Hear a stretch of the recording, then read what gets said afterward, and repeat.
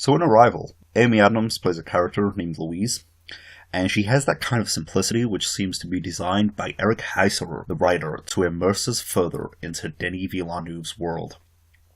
Her generic personality is so naturalistic that she could sit amongst the audience unnoticed, not unlike Villeneuve's Kate Macer in Sicario or even Adam Bell in Enemy.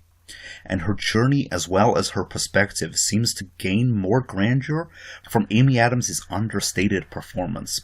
Everything that happens is always human, which by the nature of big cinema stories like this makes her as indispensable as the creative world that she's thrown into.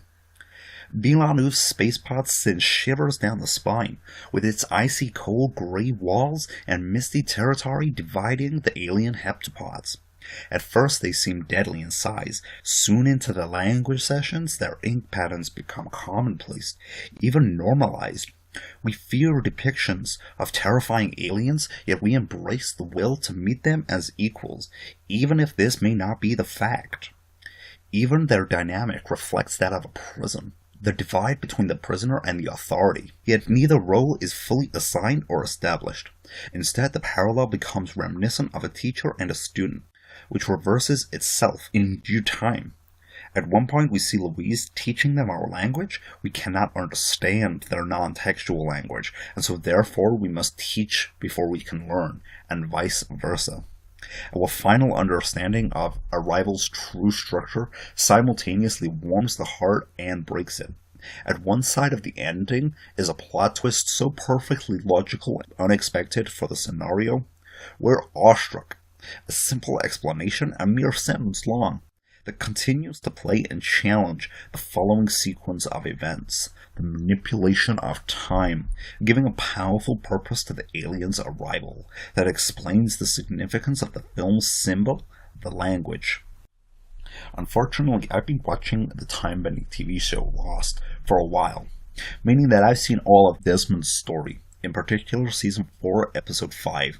On every level, only reversed in a slight way, the plot mechanic is identical, but I'm guessing that Lost probably stole that from somewhere too, and both do an excellent job of playing around with the mechanic itself. On the other side is an unmentioned understanding of Louise as a character. She dedicates the entirety of her time on decrypting these symbols. The pods are at the center of Arrival's plot. Louise is at the story's center. Solving the purpose of the pods solves Louise's dilemma. However, she never fully addresses this dilemma for what it is. She has been witnessing the death and birth of a child, the memories of her child with no context to who she is. Imagine how haunting it must be to see visions of an unknown child dying and then discover that you will be that child's mother. My pre-watch relationship with Arrival was non-existent. Zero interest. My current relationship with it is of deep admiration, but not infatuation. Arrival is great, but I predict that a repeat experience wouldn't garner much additional pleasure. There was one time where I felt total warmth and joy. Other moments merely sparked intrigue, and the rest was of great quality, undeniably. Yet there's not much subtlety or room for interpretation, or even exploration. In the 2 hours that Arrival runs for, we pretty much get all that it can give. The downfall to having a film so specifically centered around making your scenario happen is that there's little room to veil secrets with misdirection or layers. The concept is solid, but the vehicle for the plot is detrimentally less imaginative. Arrival could have been a very cold movie, had human emotion not been at the forefront of every decision.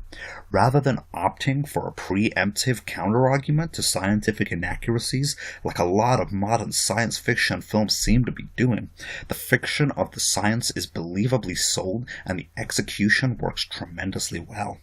This bodes very, very promising expectations for Blade Runner 2049.